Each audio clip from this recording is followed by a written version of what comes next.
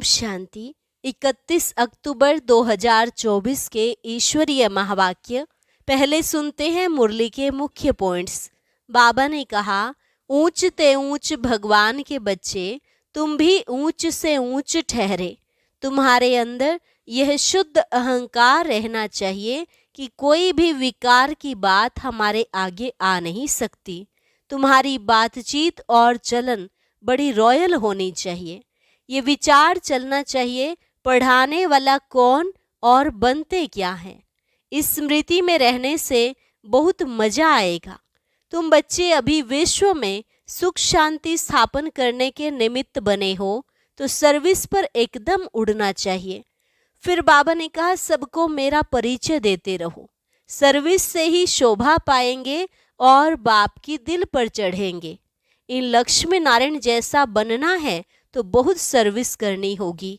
ईश्वरीय सर्विस करने से तुमको बहुत बड़ी लॉटरी मिलती है, तो बंधन मुक्त बन सर्विस के लिए खड़ा हो जाना चाहिए। सबको फलक से समझाओ, परंतु कई बच्चे इस लॉटरी को समझते नहीं। चलन ऐसी चलते हैं जो समझा जाता यह जरूर दास दासी बनेंगे। लास्ट में बाबा ने कहा, सर्विस नहीं करते तो समझा जाता है जरूर अंदर में कोई कमी है। माया के भूतों ने नाक से पकड़ा हुआ है। बाप जो रोज समझाते हैं वह अच्छी रीति धारण करना चाहिए। सारा दिन उगाड़ते रहना चाहिए। भले माया सताएगी, कर्म भोग की बीमारी भी उथल खाएगी, परंतु कभी भी मूंझना नहीं है। और अब सुनते हैं महावाक्यों को विस्तार से। मुरली का सार। मीठे बच्चे, ऑर्डर करो कि हे भूतों, तुम हमारे पास आ नहीं सकते। तुम उनको डराओ तो वह भाग जाएंगे। प्रश्न, ईश्वरीय नशे में रहने वाले बच्चों के जीवन की शोभा क्या है? उत्तर, सर्विस ही उनके जीवन की शोभा है। जब नशा है कि हमें ईश्वरीय लॉटरी मिली है, तो सर्विस का शौक होना चाहिए, परंतु तीर तब लगेगा जब अंदर कोई भी भूत नहीं होगा। दूसरा प्रश्न, शिव बाबा का बच्चा कहलाने के हकदार कौन है? उत्तर, जिन्हें निश्चय है कि भगवान हमारा बाप है। हम ऐसे ऊंचे ते ऊंचे बाप के बच्चे हैं। ऐसे नशे में रहने वाले लायक बच्चे ही शिव बाबा का बच्चा कहलाने के हकदार हैं। अगर कैरेक्टर ठीक नहीं, चलन रॉयल्टी की नहीं, तो वह शिव बाबा का बच्चा नहीं कहला सकते। ओम शांति। शिव बाबा याद है, स्वर्ग की बादशाही याद है। यहाँ जब बैठते हो तो दिमाग में आना चाहिए, हम बेहद के बाप के बच्चे हैं और नित्य बाप को याद करते हैं। याद करने बिगर हम वर्षा ले नहीं सकते। काहे का वर्षा? पवित्रता का। तो उसके लिए ऐसा पुरुषार्थ करना चाहिए। कभी भी कोई विकार की बात हमारे आगे आ नहीं सकती। सिर्फ विकार की भी बात नहीं, एक भूत नहीं, परंतु कोई भी भूत आ नहीं सकता। ऐसा शुद्ध अहंकार रहना चाहिए। बहुत ऊंच ते ऊंच भगवान के हम बच्चे भी ऊंच ते ऊंच ठहरे ना। बातचीत चलन कैसी रॉयल होनी चाहिए। बाप चलन से समझते हैं, यह तो बिल्कुल ही वर्थ नॉट ए पेनी है। मेरा बच्चा कहलाने का भी हकदार नहीं। लौकिक बाप को भी ना लायक बच्चे को देख अंदर में ऐसे होता है। यह भी बाप है। बच्चे जानते हैं बाप हमको शिक्षा दे रहे हैं, परंतु कोई कोई ऐसे हैं जो बिल्कुल समझते नहीं। बेहद का बाप हमको समझा रहे हैं, वह निश्चय नहीं, नशा नहीं। तुम बच्चों का दिमाग कितना ऊंच होना चाहिए। हम कितने ऊंच बाप के बच्चे हैं। बाप कितना समझाते हैं। अंदर में सोचो, हम कितने ऊंच ते ऊंच बाप के बच्चे हैं। हमारा कैरेक्टर कितना ऊंच होना चाहिए। जो इन देवी देवताओं की महिमा है वह हमारी होनी चाहिए। प्रजा की थोड़े ही महिमा है। एक लक्ष्मी नारायण को ही दिखाया है, तो बच्चों को कितनी अच्छी सर्विस करनी चाहिए। इन लक्ष्मी नारायण दोनों ने यह सर्विस की है ना। दिमाग कितना ऊंचा चाहिए। कई बच्चों में तो कोई फर्क ही नहीं, माया से हार खा लेते हैं तो और ही जास्ती बिगड़ जाते हैं। नहीं तो अंदर में कितना नशा रहना चाहिए। हम बेहद के बाप के बच्चे हैं। बाप कहते हैं सबको मेरा परिचय देते रहो, सर्विस से ही शोभा पाएंगे, तभी बाप की दिल पर चढ़ेंगे। बच्चा वह जो बाप की दिल पर चढ़ा हुआ हो। बाप का बच्चों पर कितना लव होता है, बच्चों को सिर पर चढ़ाते हैं, इतना मोह होता है, परंतु वह तो है हद का मायावी मोह, यह तो है बेहद का। ऐसा कोई बाप होगा जो बच्चों को देख खुश ना हो। माँ बाप को तो अथाह खुशी होती है। यहाँ जब बैठते हो तो समझना चाहिए बाबा हमको पढ़ाते हैं, बाबा हमारा ओबीडिएंट टीचर है। बेहद के बाप ने जरूर कोई सर्विस की होगी, तब तो गायन है ना। कितनी वंडरफुल बात है, कितनी उनकी महिमा की जाती है। यहाँ बैठे हो तो बुद्धि में नशा रहना चाहिए। सन्यासी तो है ही निवृत्ति मार्ग वाले, उन्हों का धर्म ही अलग है। यह भी अब बाप समझाते हैं। तुम थोड़े ही जानते थे सन्यास मार्ग को। तुम तो गृहस्थ आश्रम में रहते, भक्ति आदि करते थे, तुमको फिर ज्ञान मिलता है। उनको तो ज्ञान मिलने का है नहीं। तुम कितना ऊंच पढ़ते हो और बैठे कितने साधारण हो नीचे। दिलवाड़ा मंदिर में भी तुम नीचे तपस्या में बैठे हो, ऊपर में वैकुंठ खड़ा है। ऊपर वैकुंठ को देख मनुष्य समझते हैं स्वर्ग ऊपर ही होता है। तो तुम बच्चों के अंदर में यह सब बातें आनी चाहिए कि यह स्कूल है, हम पढ़ रहे हैं। कहाँ चक्र लगाने जाते हो तो भी बुद्धि में यह ख्यालात चले तो बहुत मजा आएगा। बेहद के बाप को तो दुनिया में कोई नहीं जानते। बाप के बच्चे बनकर और बाप की बायोग्राफी को ना जाने, ऐसा भुट्टू कभी देखा? ना जानने के कारण कह देते वह सर्वव्यापी है। भगवान को ही कह देते आप ही पूज्य, आप ही पुजारी। तुम बच्चों को अंदर में कितनी खुशी होनी चाहिए कि हम कितने ऊंच पूज्य थे, फिर हम ही पुजारी बने हैं। जो शिव बाबा तुमको इतना ऊंच बनाते हैं, फिर ड्रामानुसार तुम ही उनकी पूजा शुरू करते हो। इन बातों को दुनिया थोड़े ही जानती है कि भक्ति कब शुरू होती है। बाप तुम बच्चों को रोज रोज समझाते रहते हैं। यहाँ बैठे हो तो अंदर में खुशी होनी चाहिए ना। हमको कौन पढ़ाते हैं? भगवान आकर पढ़ाते हैं। यह तो कभी सुना भी नहीं होगा। वह तो समझते हैं गीता का भगवान श्री कृष्ण है, तो श्री कृष्ण ही पढ़ाता होगा। अच्छा, श्री कृष्ण भी समझो तो भी कितनी उच्च अवस्था होनी चाहिए। एक किताब भी है मनुष्य मत और ईश्वरीय मत का। देवताओं को तो मत लेने की दरकार ही नहीं है। मनुष्य चाहते हैं ईश्वर की मत। देवताओं को तो मत अगले जन्म में मिली थी, जिससे ऊंच पद पाया। अभी तुम बच्चों को श्रीमत मिल रही है श्रेष्ठ बनने के लिए। ईश्वरीय मत और मनुष्य मत में कितना फर्क है। मनुष्य मत क्या कहती है, ईश्वरीय मत क्या कहती है, तो जरूर ईश्वरीय मत पर चलना पड़े। कोई से मिलने जाते हैं तो कुछ भी ले नहीं जाते, याद नहीं रहता किसको क्या सौगात देनी चाहिए। यह मनुष्य मत और ईश्वरीय मत का कॉन्ट्रास्ट बहुत जरूरी है। तुम मनुष्य थे तो आसुरी मत थी और अभी ईश्वरीय मत मिलती है। उनमें कितना फर्क है। यह शास्त्र आदि सब मनुष्यों के ही बनाए हुए हैं। बाप कोई शास्त्र पढ़कर आते हैं क्या? बाप कहते हैं मैं कोई बाप का बच्चा हूँ क्या? मैं कोई गुरु का शिष्य हूँ क्या जिससे सीखा हूँ? तो यह भी सब बातें समझानी चाहिए। भले यह जानते हैं कि बंदर बुद्धि हैं, परंतु मंदिर लायक बनने वाले भी हैं ना। ऐसे बहुत मनुष्य मत पर चलते हैं, फिर तुम सुनाते हो कि हम ईश्वरीय मत पर क्या बनते हैं। वह हमको पढ़ाते हैं। भगवानुवाच हम उनसे पढ़ने जाते हैं। हम रोज 1 घंटा पौना घंटा जाते हैं। क्लास में जास्ती टाइम भी लेना नहीं चाहिए। याद की यात्रा तो चलते फिरते हो सकती है। ज्ञान और योग दोनों ही बहुत सहज हैं। अल्फ का है ही एक अक्षर। भक्ति मार्ग के तो ढेर शास्त्र हैं, इकट्ठा करो तो सारा घर शास्त्रों से भर जाए। कितना इन पर खर्चा हुआ होगा।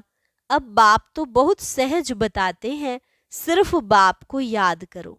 तो बाप का वर्षा है ही स्वर्ग की बादशाही। तुम विश्व के मालिक थे ना, भारत हेवन था ना, क्या तुम भूल गए हो? यह भी ड्रामा की भावी कहा जाता है। अब बाप आया हुआ है, हर 5000 वर्ष बाद आते हैं पढ़ाने।